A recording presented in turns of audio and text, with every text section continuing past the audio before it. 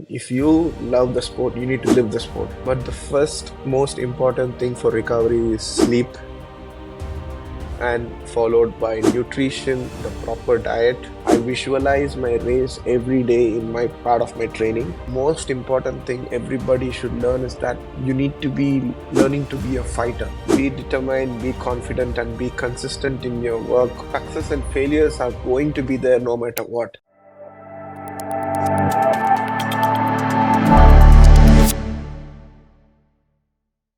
Our guest today on the Settle or Be Better podcast is Double Olympian swimmer Mr. Sajan Prakash, here to talk about athletic training, mindset, and a lot more.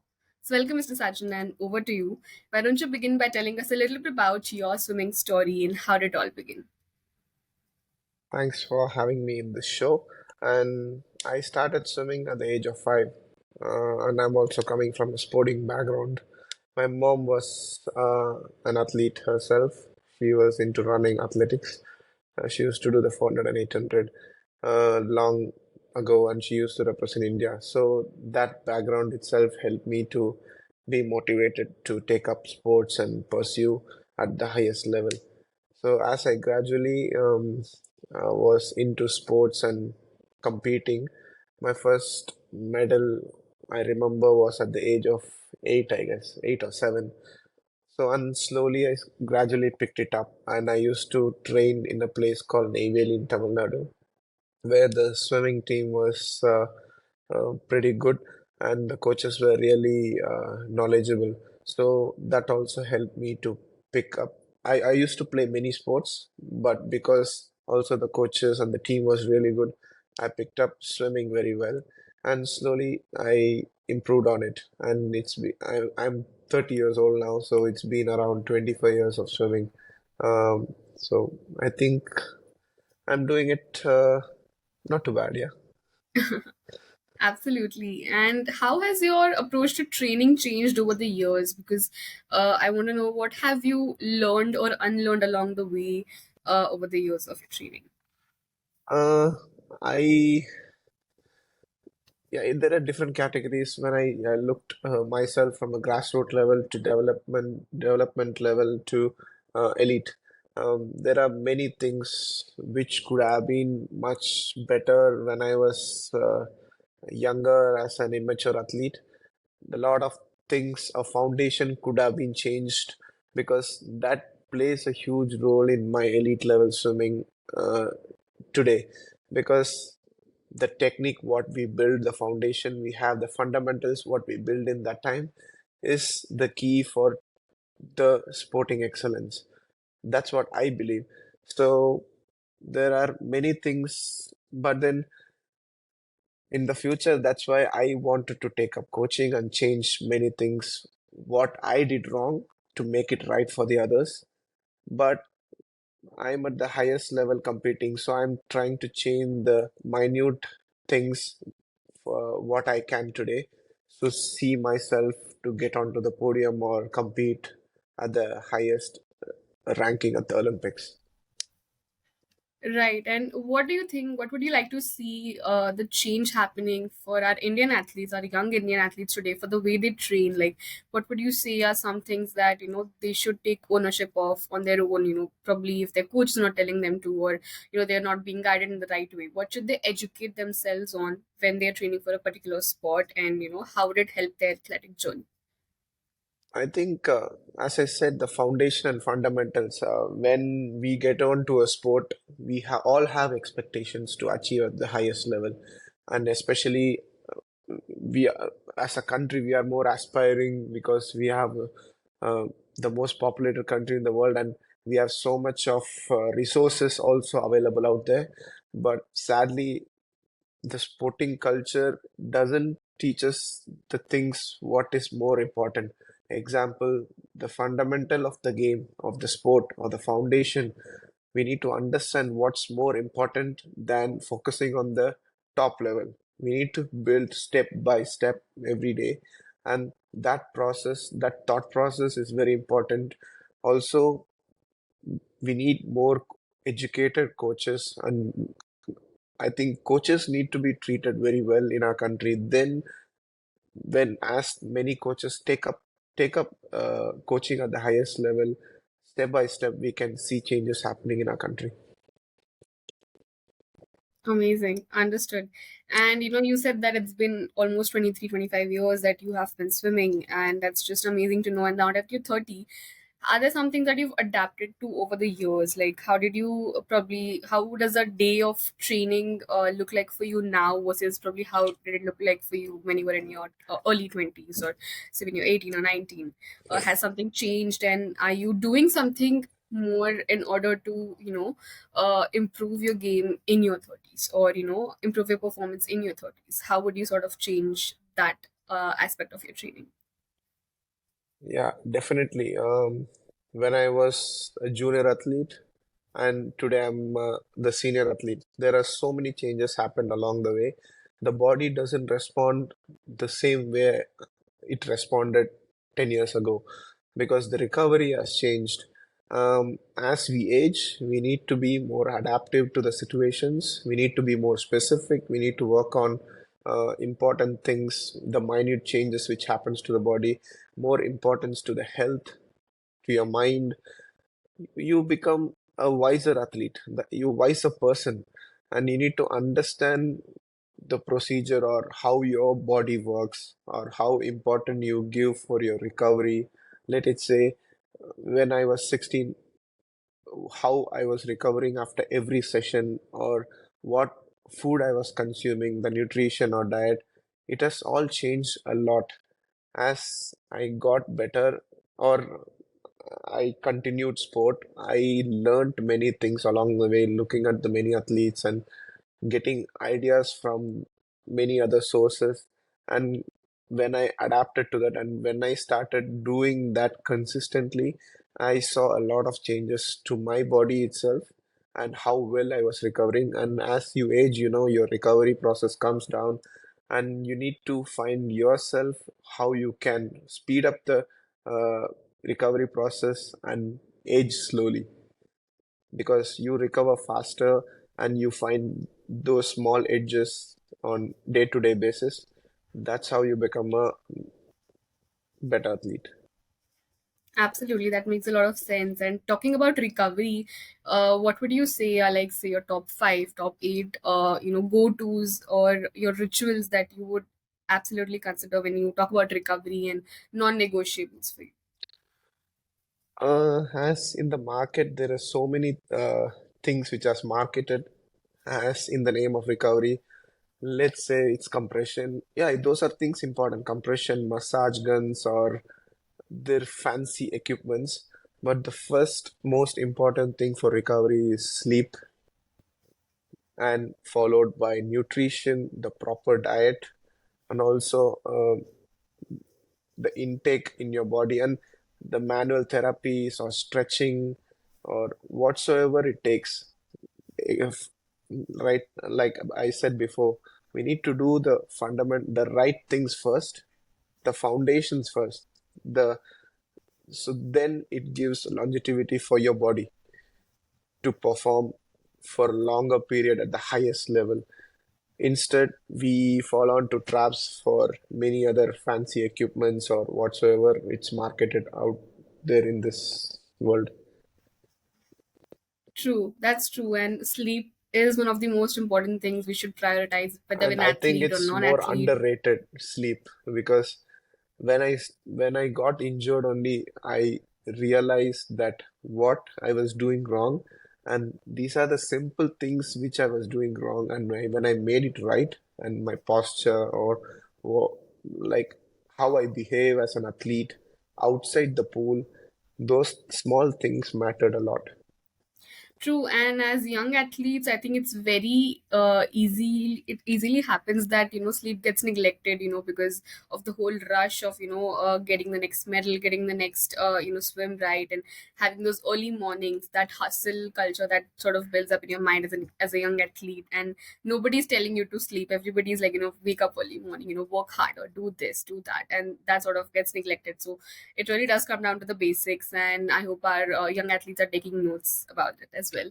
And talking about Yeah. nutrition, I mean, of course, there's so much noise and chaos about nutrition out there, and unfortunately, we see a lot of younger athletes not having the correct knowledge or access to the right nutrition, not knowing what to do, what to eat, pre-training, post-training. Some of them probably might not be able to afford them, of course. That might be the situation, but even if they can, they are like very helpless when it comes to what choices to make, right? So how has it been for you? Like, are there some major changes you made over the years in your nutrition particularly, or is there something that has absolutely stuck through you like throughout the years? Um, if you are taking up sport, I'm not talking about the recreation side. If you're talking about highest sport performance, you need to be serious, whatsoever it happens. And if you love the sport, you need to live the sport. That being said, that you need to be consistently active and patient and doing what's right given for the day. And mainly, I believe this you need to be right, at least trying to be right in many things. In when you are going and your body giving that 100% in the pool, you need to give as much as rest and recovery for your body. In that case, what you put inside the body, like there is a saying, right? You need to consider your body like a temple. You need to worship, or you do things right, your body will give back. So I believe cutting down junk, like whatsoever it says, that sugar, fried foods, or creamy stuff, or uh, packed foods, whatsoever. I try to be on, even when I go out, I travel, I try to be on the natural side and uh, not being consuming any other unnatural stuff. Like let's say we have a fruit juice and cola, so we need to choose what's the natural stuff and go towards that. And as I aged, when I started consuming even more healthy and healthier, I saw my body aging less, and then um, able to recover much quicker, and my recovery process also speed up.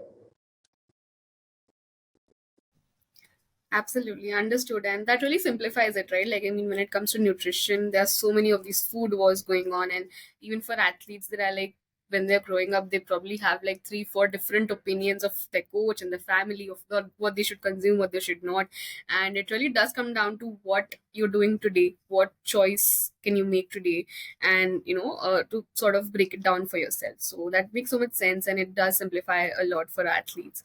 Thank Mm. you for sharing that with us. And talking about, when it comes to the big day, when you have, your big swim, what is your game day ritual like? How do you prime yourself to tap into your peak performance? Are there some things that like, are there some go-to rituals that you do that morning or just before your swim? How do you prime yourself for the performance? On the big day of meet, as we taper and we are at the highest level, our body is ready to perform at the highest level. Uh, yes, we need to be more serious, and we need to be resting a lot, and we need to be very focused and having those time to having giving your body, your mind the time to visualize your race at certain points. But being said that, I wouldn't say doing that for one day helps. Like we have this training load carried out for 11, 10 months, and when we come to the month where we race, let's say the 12th month of racing, when we taper, i I do that a number of times where I rehearse it before the day of the main race. Let's say I'm racing at the Olympics. That's my fourth race of the year, the main race. I do three races before, in the third, sixth, ninth month, where I rehearse what I want to do on the day of the Olympics, so that I don't have those butterflies, or I'm not going to be very nervous on the day of the race. I visualize my race every day in my part of my training, and then I go to the first meet, I try out. If I fail, I fail. If I have something to work on, I take it over to the training and trying to do it every day in training, and considering my training as my racing. that module helps going towards the day of the race. So visualizing your race, writing down notes of your race or your strategy of the race on a day-to-day basis, having that notes, or you call it, um, the ideas you what you build in your notes, which will really help you on the day of the main race. So you go to the important day and you are not uh, getting blacked out, or your focus diverts or whatsoever. So you are, your mind is there and your focus is there, so you are getting to do your 100% on the day of the race. Absolutely, and I'm sure that a lot of us would resonate with, even if you're not athletes, in our daily lives. If we have that one particular goal of the year that we are working towards, that big meeting, or that big project, when the day comes, that does happen, right? Like, we've been preparing for so many months, and when the day comes, our nervousness, our stress just might take the best of us. So Right. that really does help for us to visualize, and that's something that a lot of us can learn from athletes very well. So thank you for sharing that with us. And I want to know, what is the inner dialogue like for you, just when you're about to go for the big swim? Like, is it like a blank state of mind, or do you tell yourself something right before you go for it?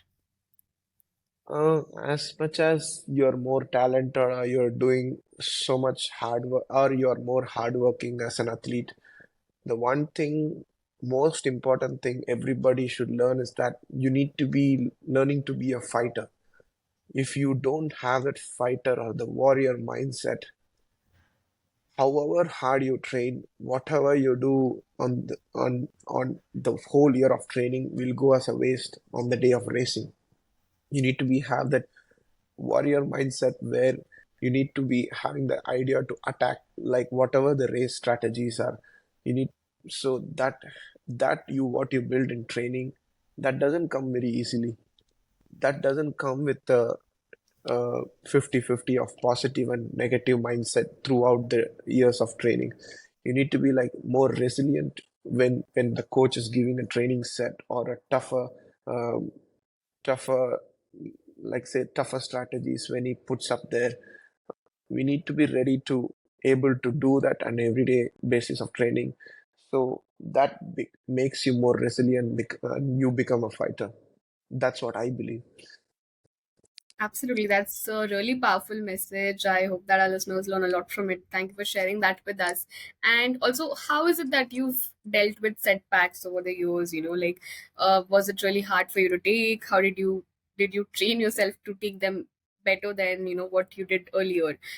Because a lot of times it can weigh heavy on an athlete with any minor setback that they have in their races, in their swims, and that can really affect their, probably that one big swim that they have later in the year, right? Like, that could just trigger, and if they don't deal with it right. So what would you say, what is your message for dealing with setbacks?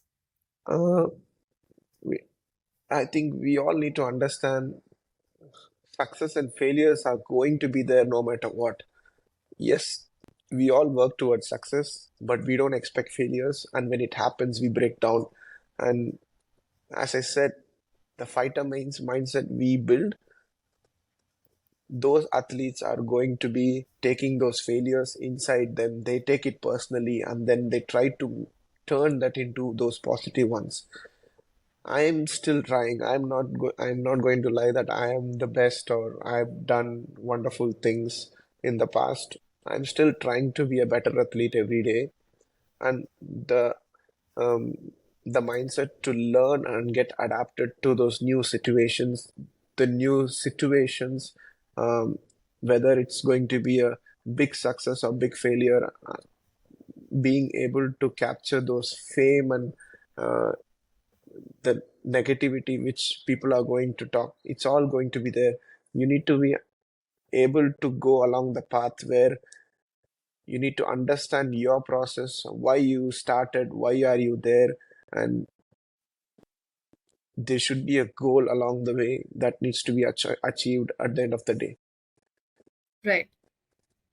Absolutely. Understood. And lastly, my last question is that as an athlete, do you find it tough to let loose sometimes? And how do you sort of find that balance in your life, in your personal life, in your performance? How does it come, the balance for you?